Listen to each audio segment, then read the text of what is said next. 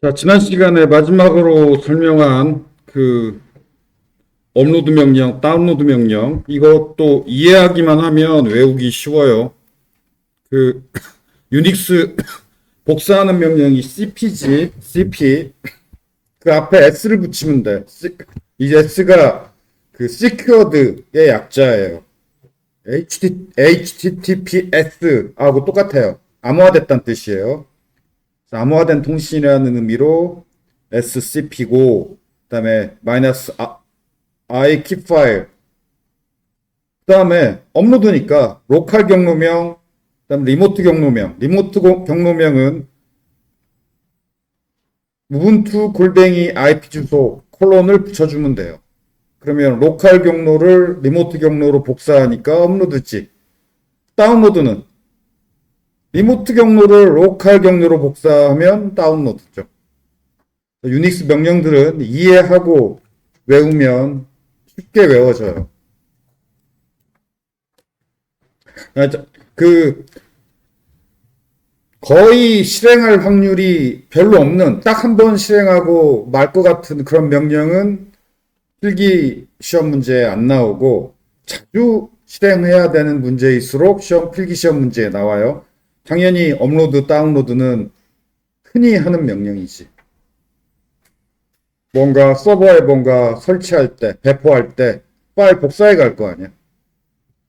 그래서 꼭 잘 외워두기 바라고.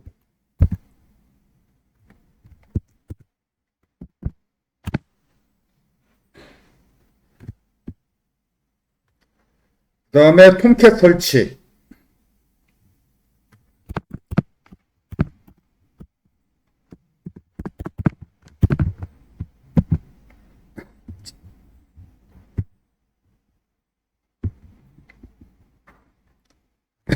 개요. 스탠드얼론 톰캣 설치. 아파치 톰캣이 그 가장 대표적인 오픈소스 자바 웹 서버죠. 웹 애플리케이션 서버. 정확히 말하면 그냥 웹 서버가 아니고 웹 애플리케이션 서버예요. 그래서 애플리케이션 서버라는, 자바 웹 애플리케이션 서버라는 건 자바 언어로 개발한 웹 서버 애플리케이션을 실행하기 위한 서버이죠. 그래서 엄밀하게 말하면 톰캣은 웹 서버가 아니고 웹 서버랑 웹 애플리케이션 서버랑 달라. 그렇지만 톰캣을 웹 서버라고 부르기도 하는데, 왜냐하면 웹 서버의 기능도 포함하고 있어서 그렇게 부르기도 해요. 그렇지만 웹서버 기능은 본격적인 웹서버보다는 못하기 때문에, 기능이나 성능이, 그래서 본격적인 웹서버와 톰캣을 결합해서 사용하는 것이 일반적이죠. 바람직하고 일반적이고. 즉 톰캣은 그냥 자바 서버 애플리케이션을 구동하기 위한 서버로만 사용하고, 웹서버의 역할은 본격적인 웹서버, 성능도 좋고 기능도 많은 그 웹서버를 활용하고, 자, 우리도 그렇게 그 서버를 구축할 거예요. 그리고 톰캣도 자바로 구현된 서버라서 JVM에서 실행이 돼요. 자바 버추얼 머신. 그 다음에 임베디드 톰캣이 있고 스탠드얼론 톰캣이 있는데, 임베디드 톰캣, 내장된 톰캣이란 뜻이죠. 어디에 내장됐냐면은 스프링 부트 프로젝트에는 톰캣 서버가 내장되어 있어요.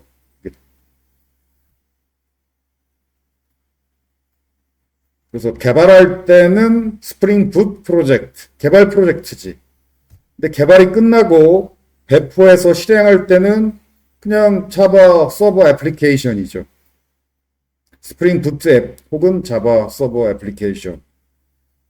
스프링 툴 스위트에 여러분이 백엔드 수업을 들은 학생이라면, 혹은 웹 프로그래밍에서 스프링 개발하는 걸 수업 들은 학생이라면은, 이렇게 그 스프링 툴 스위트에서 런 메뉴를 클릭해서 실행을 했죠. 인텔리제이로 실행하는 것도 마찬가지예요.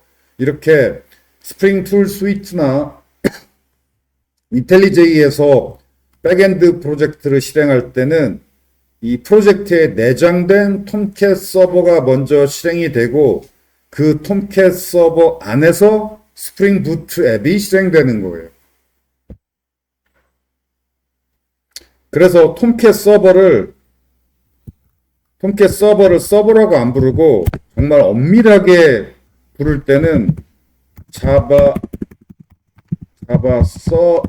서블릿 컨테이너라고 부르기도 해요. 컨테이너. 그러니까 자바 애플리케이션을 안에 담고 있어서 실행해주는 컨테이너다. 이렇게 부르기도 해요. 뭐 이 수업에서 이 용어는 몰라도 좋고, 아무튼 자바 백엔드 앱은 톰캣 같은 그 어떤 엄밀한 용어로는 컨테이너고, 그냥 대충 우리는 자바 컨테이너라는 용어 잘 안 쓰고 자바 어디 갔지? 자바 웹 애플리케이션 서버 톰캣 같은 가장 대표적인 게 톰캣이죠. 여기에서 구동을 실행을 하는 거예요. 혼자 실행될 수가 없어. 톰캣 안에서 톰캣 위에서 실행되는 거예요. 백엔드 프로젝트는.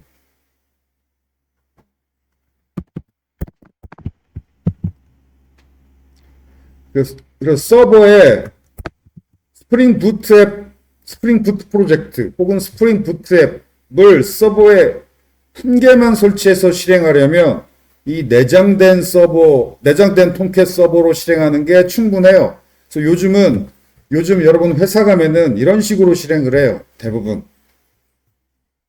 그래서 그 클라우드 서버 인스턴스에 톰캣이 아니라 백엔드 프로젝트 한 개만 설치해서 실행하라는 식으로. 그래서 클라우드 그 기본 그 인스턴스의 메모리가 1기가밖에 안 되는 거예요. 1기가면 충분해. 뭐 프로젝트 하나 실행할 거니까. 보통은 이렇게 내장된 톰캣에서 그 클라우드 서버 인스턴스 하나에 프로젝트 하나씩 이렇게 실행을 하는 게 회사에서는 그렇게 해요. 그런데 스프링 부트 앱 여러 개를, 프로젝트 여러 개를 서버 한 대 설치해서 실행하려면은 각각 내장된 톰캣에서 실행하는 것보다 그것은 좀 단점이 있어요. 왜 어떤 단점이 있냐면 그림으로 표현하면 이래요.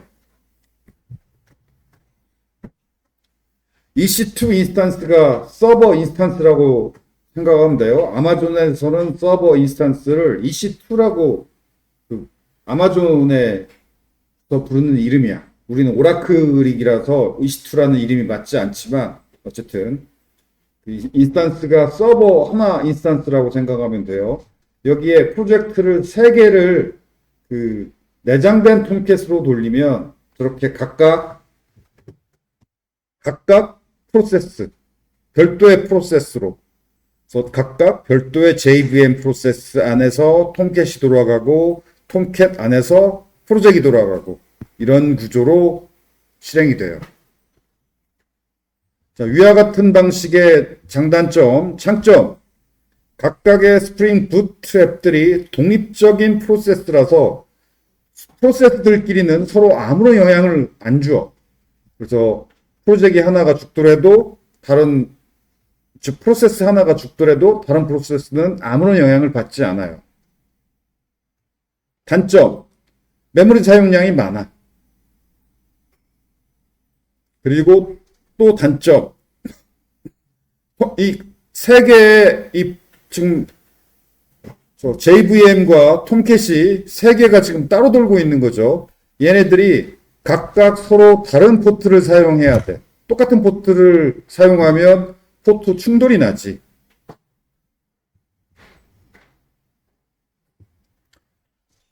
그 다음에 스탠드얼론 톰캣.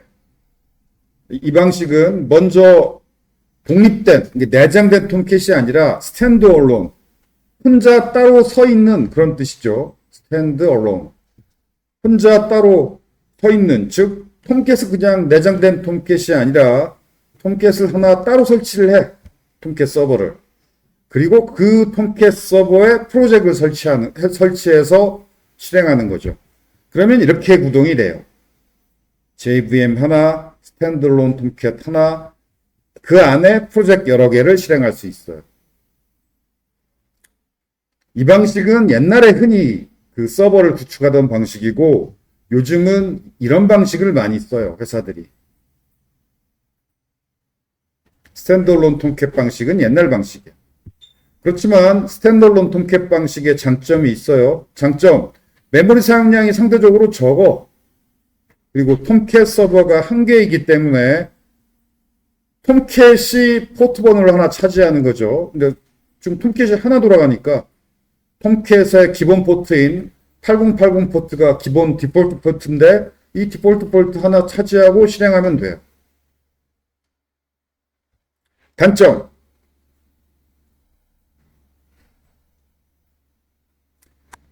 JVM 프로세스 하나, 톰캣도 하나이기 때문에 어떤 프로젝트이 정말 심하게 죽어버리면 다른 이 프로젝트들도 영향을 받을 수 있어요. 그렇지만 그 영향이 이렇게 크지는 않아. 빈번한 이슈는 아니에요. 그러니까 옛날에는 이런 식으로 많이 설치해서 운영을 했었지. 자, 우리는 지금 이 수업에서 서버 구축의 목표는 그 서버 인스턴스 무료 인스턴스를 하나만 쓸 수 있죠. 무료 인스턴스에 여러분의 포트폴리오 프로젝트들이어야 하지. 여러분이 열심히 그 공부하고 그 뭐 풀제겠다면 프로젝트들이 하나가 아니겠지. 자, 그걸 우리 무료 인스턴스는 메모리가 1기가고 메모리 1기가로는 인스턴스 하나 돌리기에 겨우 하나 돌릴 수 있는 정도예요. 그래서 인스턴스 여러 개 돌리려면은 그 메모리가 부족해서 이건 안 돼. 이렇게는 못 돌려. 우리 무료 인스턴스에는. 그래서 우리는 무료 인스턴스 한 대에다가 포트폴리오 프로젝트 여러 개를 돌려야 되기 때문에 이런 구조로 구축할 거예요.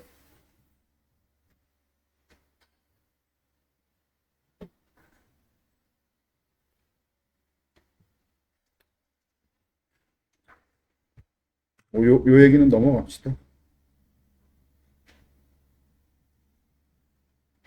이건 지워버리자.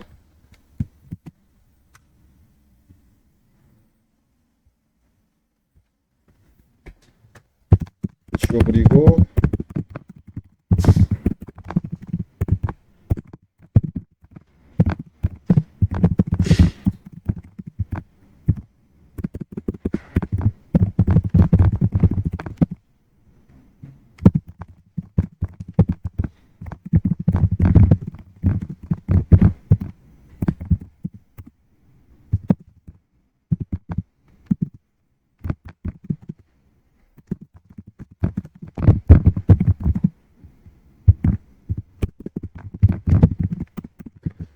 자, 이 수업에서는 무료 인스턴스 한 개에 포트폴리오 프로젝트 여러 개를 설치해서 운영하는 것이 목표이기 때문에 스탠드얼론 톰캣 그 프로젝트 여러 개를 메모리 사용량이 상대적으로 적은 방식인 이 방식으로 구축할 거예요. 왜냐하면 무료 인스턴스 메모리가 겨우 1기가밖에 안 되죠. 그건 너무 부족해. 수한 메모리를 줬기 때문에 그나마 이렇게 MySQL도 설치하고 톰캣도 설치하고 프로젝트 여러 개 설치해서 운영할 수 있어요. 수한 메모리 안 주면 메모리 부족으로 죽어요. 수한 메모리를 2기가 잡아주었기 때문에 프로젝트 한 서너 개 설치해서 운영해도 MySQL도 지난번에 설치했죠? 그래도 죽지 않고 잘 실행이 될 거예요. 그 다음에 포트 열기. 톰캣 서버가 사용할 포트를 열어야죠. 그 포트 여는 방법, 그거 지난 시간에 그 서버 인스턴스 그 만들면서 그 화면에서 했었죠. 자, 거기 들어가서 작업을 합시다. 오라클 클라우드 들어가서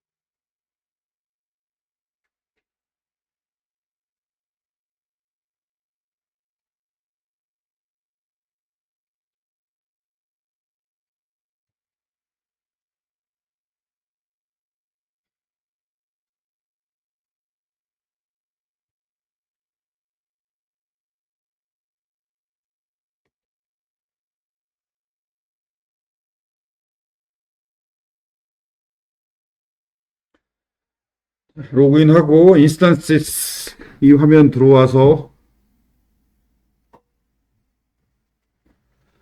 이 퍼블릭 IP도 메모해야 되고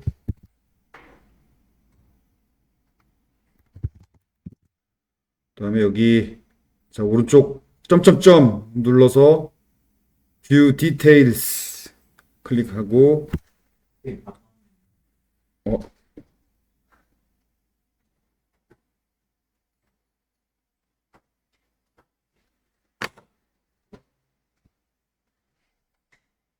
자 인스턴스 여기 목록에서 오른쪽 버튼 누르고 View Details 그리고 네트워킹 클릭 그 다음에 여기 썸넷 클릭 그 다음에 썸넷 들어와서 여기 시큐리티 클릭 하고 디폴트 시큐리티 리스트 클릭해서 들어오면 여기가 아닌가? 아니다 맞다 들어와서 또 시큐리티 룰스 참 길게도 들어와 시큐리티 룰스 클릭하면 여기죠. 다시 너무 절차가 기니까 다시 보여줄게요. 인스턴시스 컴퓨트 여기 메뉴에서 컴퓨트 인스턴시스 하면 인스턴스 목록 화면이 나오죠. 여기서 오른쪽 점점점 뷰 디테일스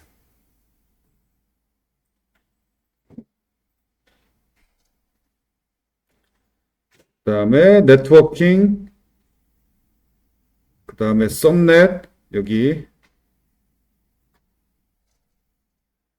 그 다음에 썸넷 화면에서 여기 시큐리티 탭 시큐리티 탭 눌러보면 시큐리티 목록이 나오는데 그 중에서 뭐 디폴트 시큐리티 리스트 하나밖에 없죠. 이거 클릭해서 들어오고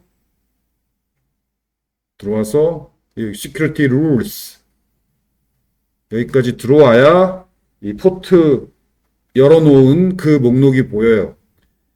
여기서 22번 포트가 우리가 로그인하는 SSH 명령의 포트가 22예요. 이거 당연히 열려 있어야 되고 그 다음에 웹 포트도 열려 있어야죠. 그게 80하고 443번이죠. 이게 만약에 안 열려 있다면 80443 안 열려 있다면 열어야 돼요. 여는 방법은 Add Rules 버튼 여기 Add Rules 버튼 눌러서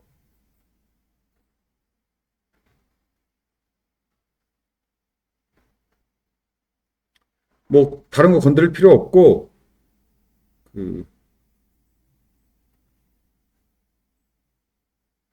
Destination Port Range 여기에다가 우리가 열고 싶은 그 포트를 적으면 돼요. 지금 우리는 통캡이 기본으로 사용하는 포트 8080 포트를 열 거지.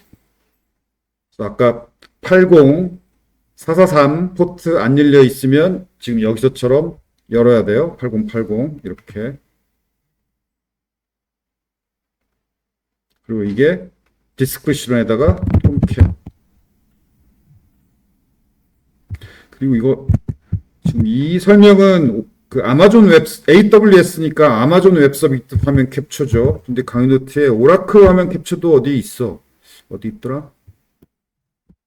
오라클 클라우드 인스턴스 생성 여기 오라클 클라우드 인스턴스 생성 여기에 있나?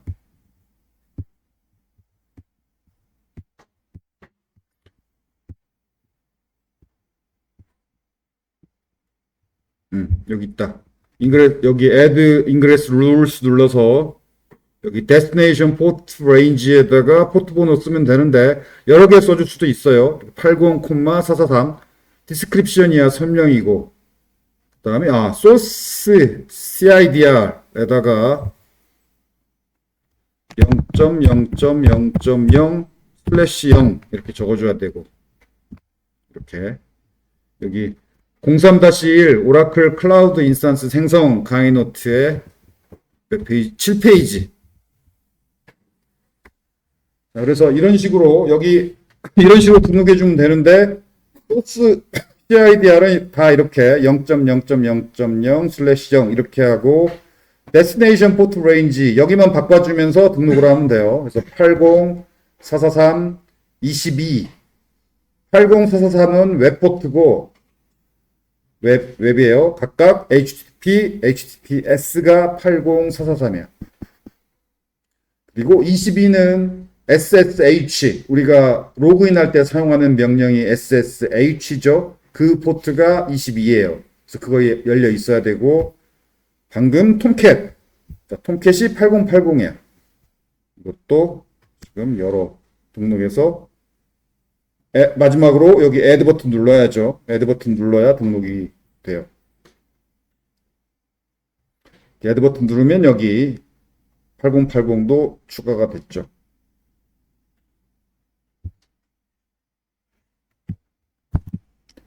자, 이렇게 8080 포트를 열고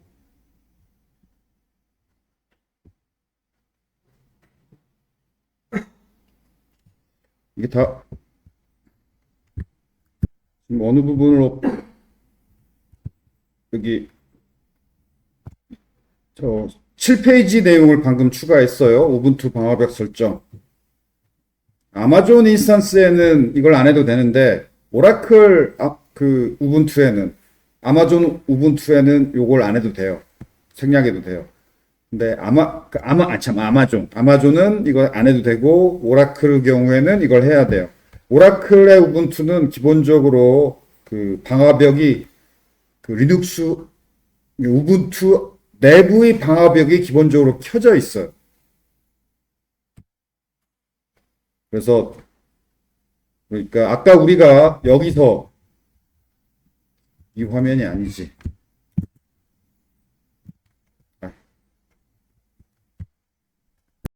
그 다음에 이 명령으로는 아마존 클라우드가 아니야 오라클 클라우드가 아니라 우분투 내부의 방화벽이 또 있어요. 오라클 같은 경우에는 오라클 우분투는 그걸 열어야 돼요. 그래서 여기 이 노란색으로 칠한 부분만 포트 번호 이렇게 80 포트 열어주고 443 포트 8080 8088 이렇게 명령 4개 실행해 가지고 4개 포트 다 열어주면 돼요.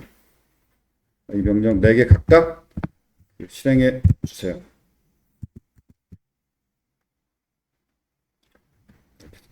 첫 번째 80 포트 열고 두 번째 붙여 넣어서 443 포트 열고 그 다음에 8080 열고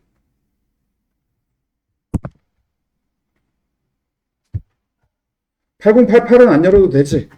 8088은 우리 백엔드 프로젝트의 기본 포트라서 백엔드 프로젝트를 그냥 가져다가 실행해보고 싶다면 열고 그렇지 않다면 우리는 톰캣에서 실행할 거라서 8088은 안 열어도 돼요. 오케이. 자, 이렇게 우분투 방화벽의 포트를 열어주면 강의노트 업데이트 했고 그리고 다시 서버 IP 콜론 8080 다시 시도하면 자 이렇게 연결이 되죠. 자 여기까지 하면 기말과제에서 50점 만점에 한 20점 정도. 기말과제 만점 맞는 사람이 그리 많지 않아요. 지난 학기 같은 경우는 10명 정도만 기말 서버 구축 실습과제 끝까지 다 한 사람이 한 10명 정도밖에 안 됐던 것 같아요. 자, 여기까지만 성공해도 한 20점 정도 점수를 받을 수 있고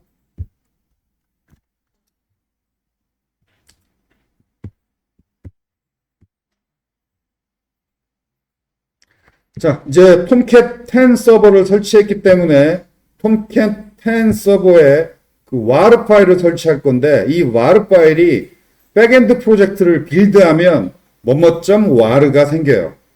뭐뭐점 자르일 수도 있고 뭐뭐점 와르일 수도 있고 상관없어요. 확장자가 와르인지 자르인지는 WAR, JAR 상관없고 아무튼 뭐 백엔드 수업에서 이 빌드 파일 만드는 방법은 그 메이븐 그래드를 설명하는 강의 노트에 있어요. 백엔드 수업에서 이런 빌드 파일 만드는 방법 설명을 하니까, 자, 그 방법으로 빌드를 하고, 그 파일을 이제 서버에서 홈캣에다가 설치해서 실행해야지. 지금 강의예제 폴더에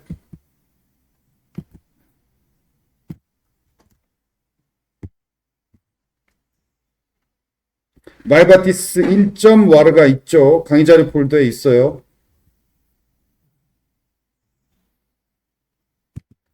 자, 이걸 강의 자료 폴더에서 다운로드 하면 홈 디렉토리 아래 다운로드 디렉토리로 이렇게 다운로드가 되죠.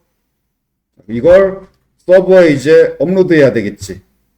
자, 업로드하는 명령 아까 배웠죠.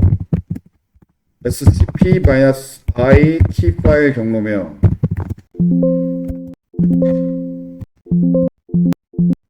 아, 착각했다. 여기는 안 되지. 이 프롬프트에서 업로드하면 안 되죠. 이 프롬프트는 서버의 프롬프트지. 서버에서 실행하면 안 돼. 근데 로컬 git bash 쉘에서 실행해야 돼. 이건 서버예요. 지금 프롬프트 모양이. 업로드 다운로드는 로컬에서 실행하는 거예요. 로컬 내 PC에서 여기서 scp-i 키 파일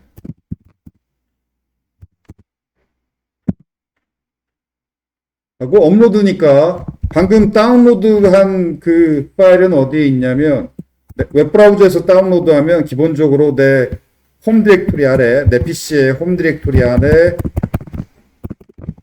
다운로드 폴더 아래 그 다운로드가 돼요. 여기에 이렇게 다운로드 되어 있을 거예요. 이것을 서버에 복사해야죠. 업로드해야죠. 그러면 서버 우분투 골뱅이 서버 IP 주소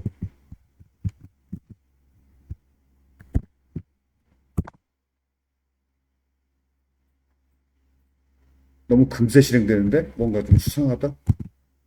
어디 복사됐나? 안 됐지. 틀렸구나. 어쩐지. 그 서버 주소만 적어주면 안 되고 콜론하고 서버 경로명까지 적어줘야죠. 콜론하고 서버 경로명을 안 적어줘서 실행이 업로드가 안 된 거예요. 콜론하고 홈 디렉토리에 업로드를 합시다.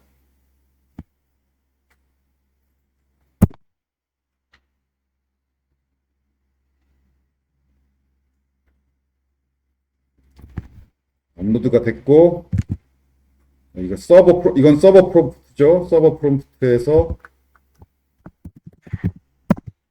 하면 여기 mybatis 1.war가 업로드가 됐죠.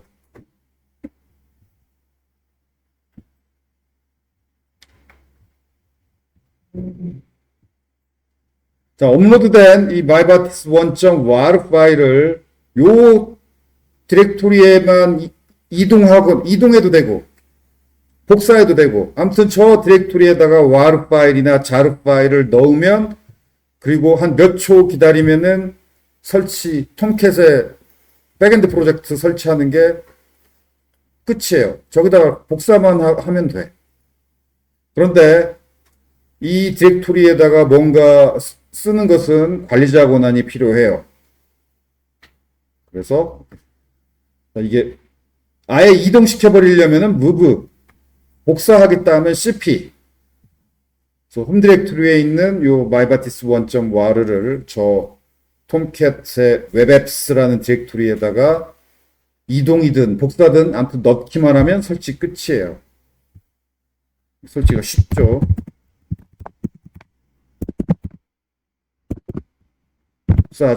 복사합시다. mybatis를 var 밑에 lib 캡틴 밑에 webapps. 저 경로명 저 단어를 다 치지 말고 앞글자 몇 개만 친 다음에 탭키를 눌러서 자동 완성하는 게 여러 가지로 좋죠. 오타도 피할 수 있고. 예를 들어 홈캡10 입력할 때도 tom만 입력하고 탭, webApps도 웹만 입력하고 탭. 그럼 자동 완성이 돼요. 그러면 복사가 됐고, 몇 초 기다리면 설치가 완료돼요.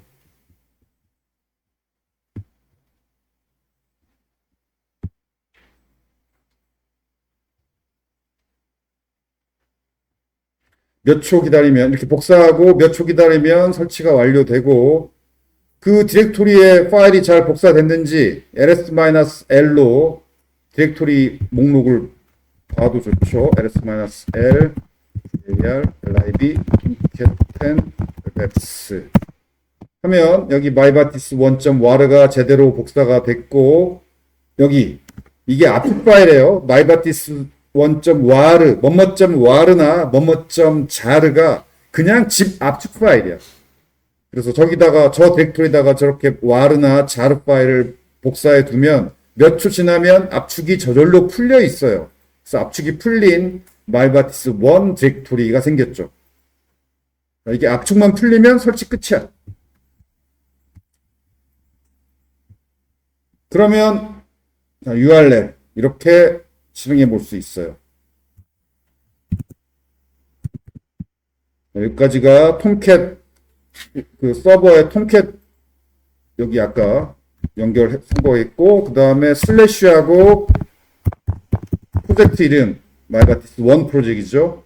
그 다음에 실행 URL 백엔드 수업 들은 학생은 이 스튜던트 슬래시 리스트 URL이 기억날 거예요.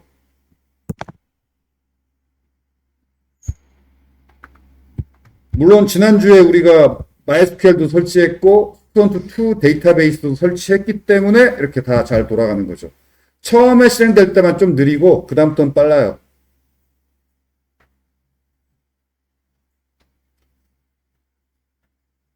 자, 이렇게 잘 실행되는 걸 확인해 볼 수 있고, 자, 여기까지만 하면 50점 만점이라면 한 30점, 40점쯤 기말과제 점수 30점이나 40점쯤 될 거예요. 그리고 방금 우리가 실행한 URL이 이거죠. 여기야 서버 주소인데 백엔드 수업 들은 학생은 요 URL이 여러분이 백엔드 수업에서 실행할 때는 그냥 스튜던트 리스트였지.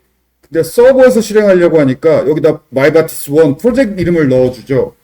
백엔드 수업 들은 학생이나 듣고 있는 학생이라면 저 부분에 URL의 저 부분의 이름이 context path라는 거 기억이 날 거예요. context path. 서버에 어떻게 설치해서 운영하냐에 따라 이 URL이 이렇게 되기도 하고 이렇게 되기도 한다고 백엔드 수업에서 설명했죠. 스탠드얼론 톰캣에서 실행할 때는 URL이 이거예요. 그리고 인베디드 톰캣에서 실행할 때는 URL이 이거고. 그래서 어떻게 서버에서 실행하느냐에 따라 URL이 이렇게 달라. 컨텍스트 패스 부분이. 그래서 컨텍스트 패스 부분을 그 타임리프의 골뱅이 중괄호 이렇게 그 URL을 코딩해야 된다라고 그 백엔드 수업 시간에 설명을 했죠. 그래야 인베디드 톰캣으로도 잘 실행되고 스탠드얼론 톰캣으로도 잘 실행되고 그럴 수 있어요. 그래서 백엔드 수업 들은 학생은 그 강의 노트의 컨텍스트 패스 설명 부분을 주의 깊게 읽어보기 바래요. 자, 그래서 사실 포트폴리오 프로젝트 이 정도까지만 해도 되지. 그쵸? 그래서 이 정도만 해도 한 50점 만점 중에 40점은 만점은 아니더라도 받을 수 있고, 뭐 보다시피 별로 안 어렵죠. 꼼꼼히 따라하기만 하면 돼.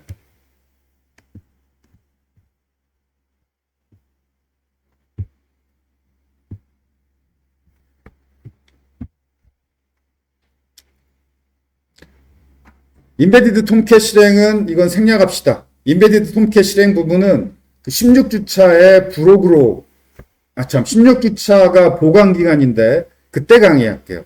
녹강으로. 왜냐면 이 수업의 마지막 실습 과제는 그냥 스탠드얼론 톰캣에서 실행하는 거 요거만 하면 되니까 이 수업의 학습 목표 실습 과제 거기에 해당하는 내용만 이 15주차까지 설명을 하고, 인베디드 톰캣은 부록이라서 16주차에 보강, 녹강을 올릴 텐데 거기에 관심 있는 학생 그 16주차 보강 녹강을 수강하세요. 넘어갑시다.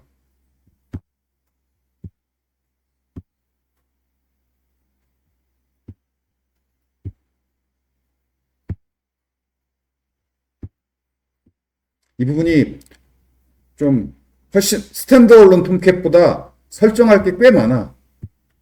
또 메모리도 많이 차지하지만 설정할 것도 많아서 귀찮아.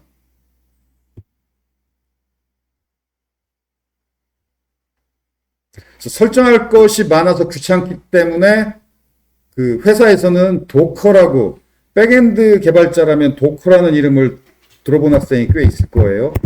이게 회사에서는 인스턴스당 백엔드 프로젝트 하나 이렇게 운영하기 때문에, 그리고 그 인스턴스를 뭐 몇십 개가 아니라 몇 천 개, 몇만 개, 적어도 몇백 개 운영을 해요. 몇백 개 인스턴스에다 설치하고 뭐 이렇게 운영하고 해야 돼. 그게 엄청 귀찮겠죠. 그래서 도커라는 툴을 써요. 회사에서는 당연히. 그래서 아마 그 인강이나 이런 거 보면 도커로 배포하는 거 설명하고 있는 인강들 이런 거 많이 볼 수 있을 거예요. 회사에서 다들 그렇게 하기 때문이야.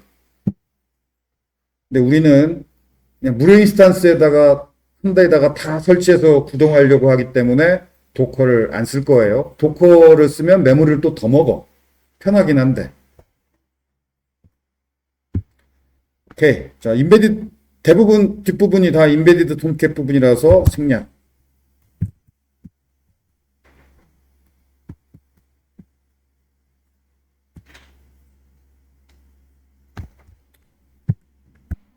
자, 그 다음 12번 프론트엔드 프로젝트, 프론트엔드랑 백엔드 프로젝트 배포해서 서버 구축하는 그 부분을 봅시다. 12번.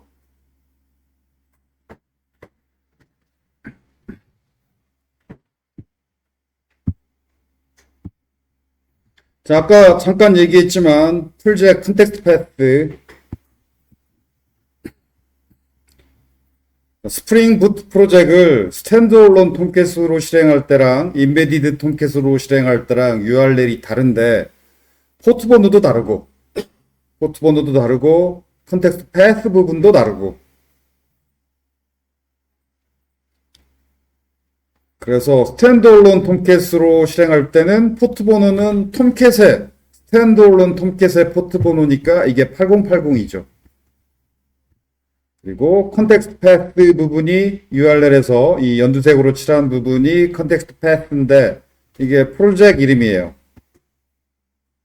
그런데 인베디드 톰캣으로 실행할 때는 포트번호는 그 백엔드 수업 들은 학생은 기억날 거예요. application.properties 파일에 저렇게 포트번호로 설정을 했고 8080을 피했죠. 왜 피했냐면 8080 포트를 사용하는 게 톰캣 말고도 또 있어. 오라클도 8080을 사용해요. 8080 포트에 충돌이 잘 나. 톰캣도 8080, 오라클도 8080. 그래서 우리가 아예 백엔드 풀잭은 application.properties에서 8088을 사용했었죠. 그리고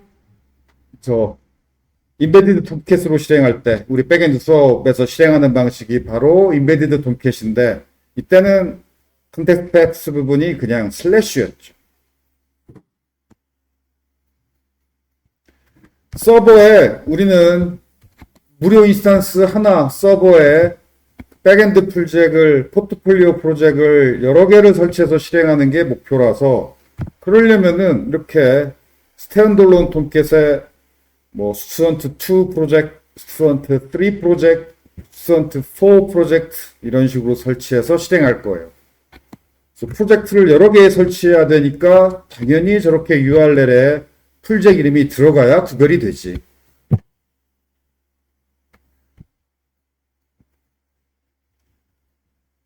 근데 만약에 인베디드 톰캣으로 서버 한 대 실행할 거라면 URL에 풀잭 이름이 안 들어가니까 포트번호를 다 따로 이렇게 다르게 줘야 돼요. 그래서 서버 한 대 다 실행하기에는 인베디드 톰캣 쪽이 훨씬 불편해. 설정할 게 많아서. 자, 뭐 넘어가고.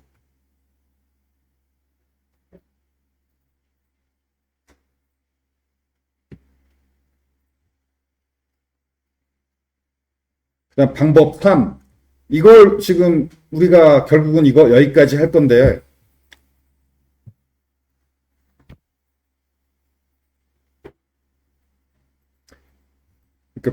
그 프로젝트 여러 개를 서버 한 대에 운영하는 방법. 우리는 이걸 고민해야 돼. 왜냐하면 우리는 그럴 거라서. 근데 회사에서는 이 고민을 안 해요. 회사에서는 아까 말한 대로 서버 한 대당 풀잭 하나씩 돌리기 때문에 이런 고민은 안 해도 돼. 아무튼 그 프로젝트이 톰캣 프로젝트이다. 그러면 자연스럽게 그냥 해결이 돼요. URL의 컨텍스트 패스 부분이 풀잭 이름이니까. 인베디드 톰캣이라면은 이렇게 해서 구별해야 되고, 포트 번호로. 그 다음에 우리가 프론트엔드 프로젝트 설치는 이 방법으로 할 건데, 이 방법까지 할 거예요. 뭐냐면 프로젝트를 아예 주소를 다르게 줄 수 있어요. 서버 한 개에 주소를 다르게 줄 수도 있어요.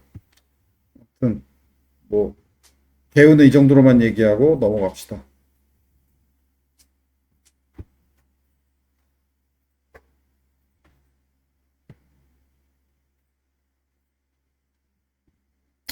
개요는 넘어가죠.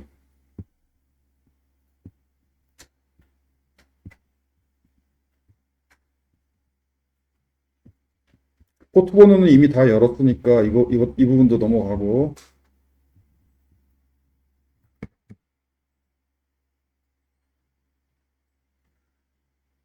이 강의 예제 프로젝트이 자바 21이에요. 그래서 자바 17에서 상위 버전의 자바가 하위 버전을 실행할 수는 있지만 하위 버전의 자바가 상위 버전 자바로 컴파일된 건 실행 못하지. 우리 강의 예제 백엔드 수업 들은 학생은 알겠지만 강의 예제들이 다 자바 21이라서 강의 예제를 여러분 서버에서 실행하려면 이 자바 21이 설치되어 있어야 돼요. 자, 여러분 서버에 자바가 어떤 버전이 설치되어 있는지 확인해 봅시다.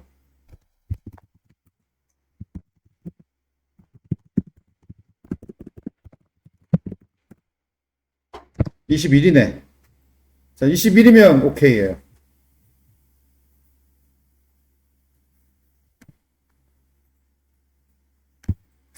근데 만약에 자바가 버전을 확인해 봤더니 자바가 17이다. 그러면 삭제하고 자바 21을 다시 설치해야죠. 엥? 이 강의 노트는 작년 거라서, 작년에는 자바 17로 백엔드 강의를 했어. 그래서 작년에는 자바 21 삭제하고 자바 17 설치하라고 했는데, 이번 학기는 자바 21로 백엔드 강의하고 있기 때문에 거꾸로야. 이번 학기는 서버에 자바 21이 있어야 돼요. 지금 작년 강의 노트 업데이트 안 했더니 여러 가지 문제가 있네. 이번 주에 다 업데이트, 이번 주 말까지 다 업데이트 할게요.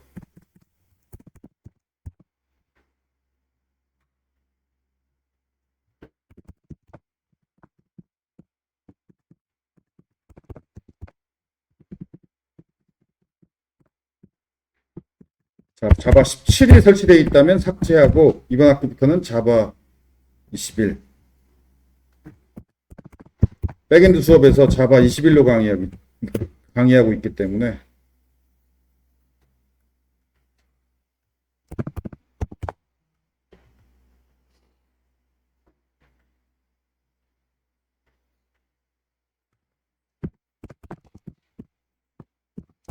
자바 17이 설치되어 있다면 17을 삭제하고 자바 21을 이렇게 지금 강의 노트 방금 수정했는데 자바 17이 설치되어 있다면 요렇게 확인해서 삭제하고 자바 21 다시 설치 이렇게 하면 되고. 근데 아마 여러분도 자바 21이 기본적으로 설치되어 있을 거예요.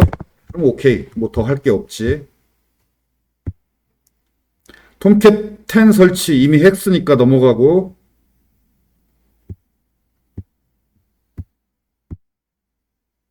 엔진엑스 설치. 앞에서 톰캣은 자바 애플리케이션만 구동하기 위한 자바 애플리케이션 서버지 본격적인 웹 서버는 아니라고 그랬죠. 그래서 서버 구축할 때 톰캣 말고, 톰캣은 자바만 구동하고 톰캣 말고 본격적인 웹 서버도 설치를 하고, 그 본격적인 웹 서버 중에 유명한 게 옛날 거가 아파치예요.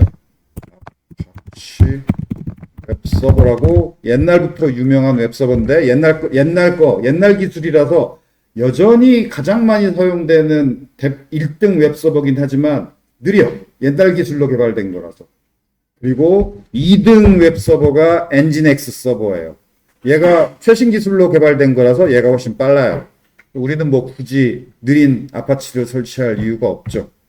그래서 엔진엑스가 본격적인 웹 서버고 얘가 속도도 빠르고 본격적인 웹 서버 기능은 얘가 훨씬 더 톰캣보다 당연히 빠르고 기능도 웹 서버 기능은 많아요. 얘를 사용할 건데 이런 역할로 프론트엔드 서버, HTTPS 인증서, 리버스 프락시 요 세 개는 우리 수업에서 설정할 거예요. 로드 밸런싱은 안 하지. 로드 밸런싱은 회사에서 하는 건데 그 회사에서는 동접자가 많으니까 인스턴스 여러 개를 한 덩어리로 묶어가지고 서비스를 해. 그래서 인스턴스 여러 개를 한 덩어리로 묶어서 서비스하는 것을 뭐 로드 밸런싱. 이게 로드가 부하야, 부하. 부하를 밸런스, 균등하게 여러 서버에 나눠줘서 분산 처리한다. 뭐 그런 의미의 용어가 로드 밸런싱이에요. 당연히 회사에서는 저걸 하지. 근데 우리는 서버 한 대니까 서버 한 대로 뭔 로드 밸런싱 못하죠.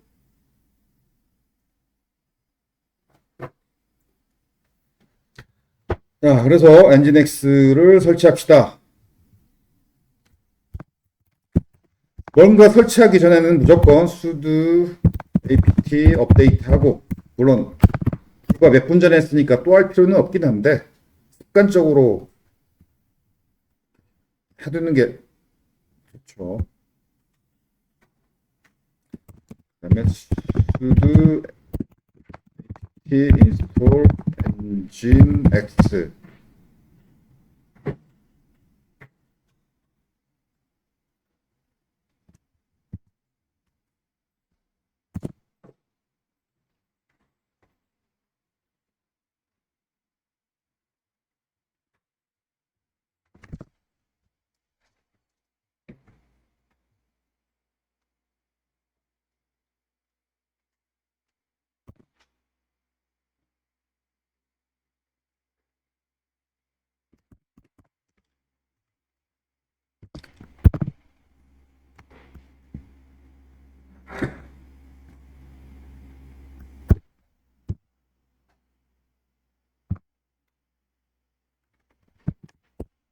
sudo apt install nginx. nginx 설치했고,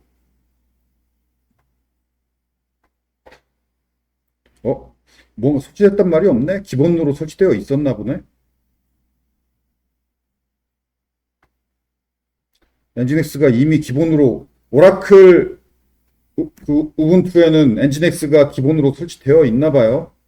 아무튼 어쨌든 서비스 엔진엑스 스테이터스에서 액티브 러닝이 보이기만 하면 되지. 요 메시지 보니까 이미 설치되어 있었나 봐. 여기 nginx is already the newest version이라고 나오죠.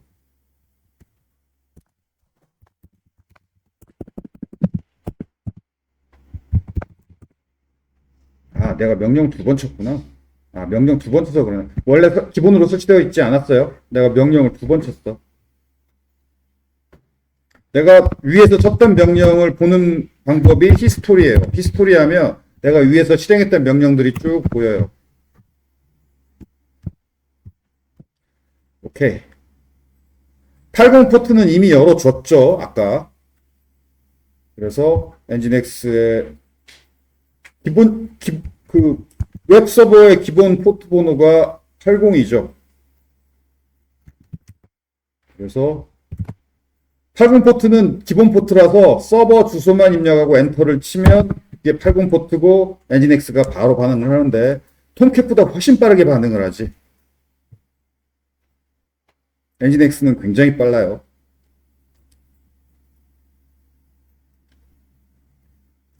왜 엔진엑스가 톰캣이나 아파치나 다른 웹서버보다 굉장히 빠르냐면은 내 프론트엔드 수업 들은 학생이라면 요 말을 들어봤을 텐데 비동기 통신 I/O 통신 싱크로너스 I/O 자바스크립트는 기본적으로 비동기 I/O 통신만 되죠. 그 비동기 통신의 장점 빨라요. 가볍고 빨라요. 단점 개념이 좀 어렵고 구현하기도 좀 어려워요. 그래서 톰캣도 아파치도 동기 방식으로 구현된 네트워크 통신이기 때문에 무겁고 좀 느려. 근데 엔진엑스가 가볍고 빠른 이유가 굉장히 빠른데 비동기 통신, I/O 통신으로 구현됐기 때문이에요.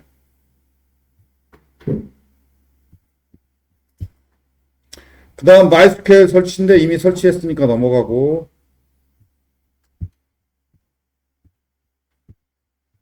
뭐 이것도 다 권한 설정, 뭐 계정 등록 다 했었죠. 넘어가고 자, 스튜던트2 백엔드 개발하는 얘기 소스 코드만 적혀 있는데 뭐 이거 우리가 신경 쓸 필요 없죠. 넘어가고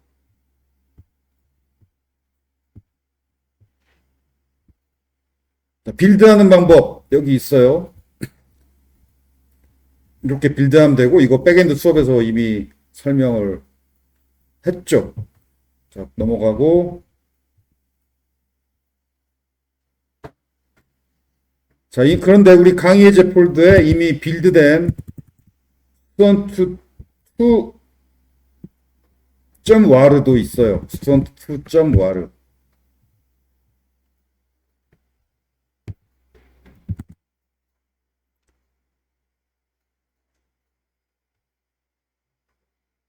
자, 이 student2.war를 서버에 이렇게 업로드를 합시다.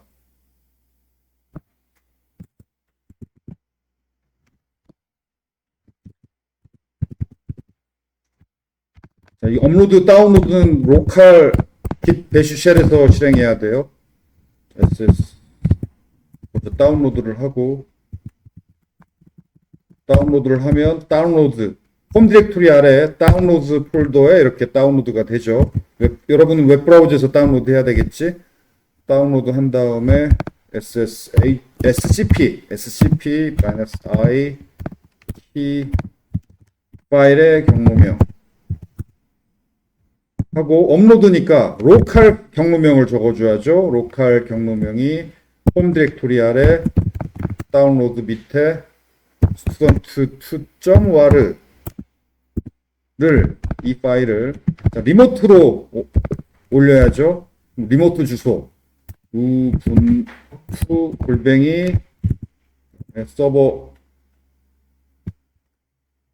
IP 하고 마지막으로 콜론하고 리모트 경로명인데 그냥 홈 디렉토리에 필드 홈 디렉토리에 업로드를 합시다.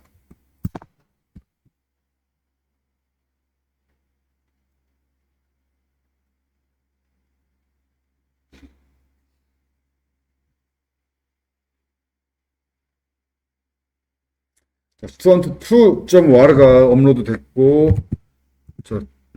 여기 서버 쉘에서 s-l 해보면 student2.war가 여기에 업로드 됐죠.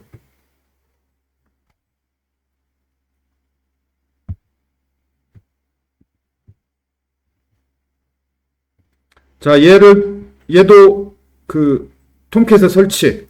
톰캣의 설치는 뭐 복사해도 좋고 무브해도 좋고 이렇게 톰캣에 이 폴더에다가만 와르 파일을 복사해 놓고 한 몇 초 기다리기만 하면 돼요.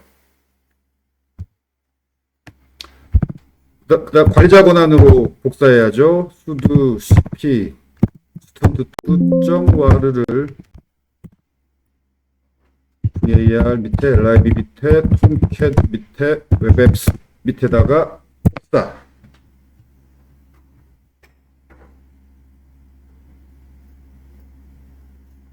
하고 몇 초 기다리면은 설치가 됐을 거고, 웹브라우저에서 연결해 봅시다.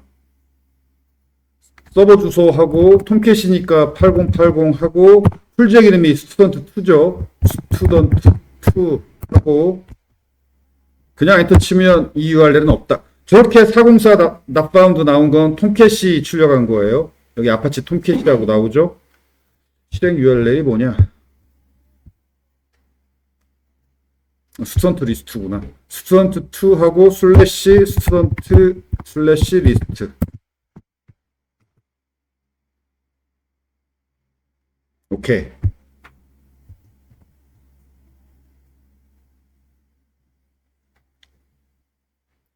자, 마이바티스 1 프로젝트 말고 스튜던트 2 프로젝트도 지금 이렇게 업로드를 해서 실행을 하고 있죠.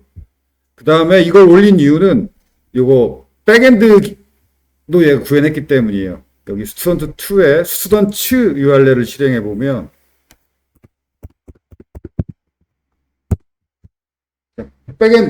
백엔드는 프론트엔드한테 제이슨 포맷 데이터를 이렇게 전달하는 REST API를 구현해야 돼.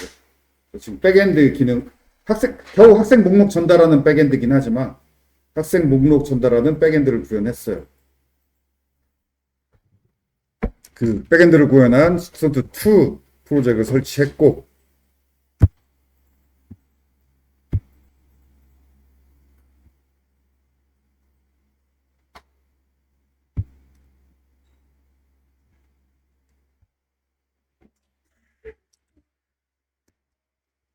자, 여기까지만 설명하고 마칩시다. 배포 스크립트 작성. 자, 여러분이 포트폴리오 프로젝트 운영하다 보면은 그 약간 수정하고 다시 서버에 올리고 또 수정하고 또 서버에 올리고 이렇게 빈번하게 해요. 기능을 업데이트 할 때마다 서버에 다시 올려야지, 배포해야지. 근데 보통 그래서 매번 배포하는 게 귀찮으니까 CI/CD라고 도커를 이용해서 CI/CD 그래서 서버에 배포하는 걸 도커, 뭐 CI/CD 이런 툴을 이용해서 자동화해요. 근데 우리는 그 회사에서 인스턴스 하나에다가 서버 하나에다 인스턴스 하나 운영할 때 하는 방법이고, 우리는 지금 가난한 그 학생이라서 인스턴스 하나에다 프로젝트 여러 개 운영하는 옛날 방식이라서 도커, CI/CD 사용 못해. 우리 방식은. 그래서 그렇지만 귀찮은 배포 작업을 자동화는 해야 되죠. 그게 배포 스크립트 작성이야. 시간이 다 됐네. 요 배포 스크립트 설명은 다음 시간에 합시다.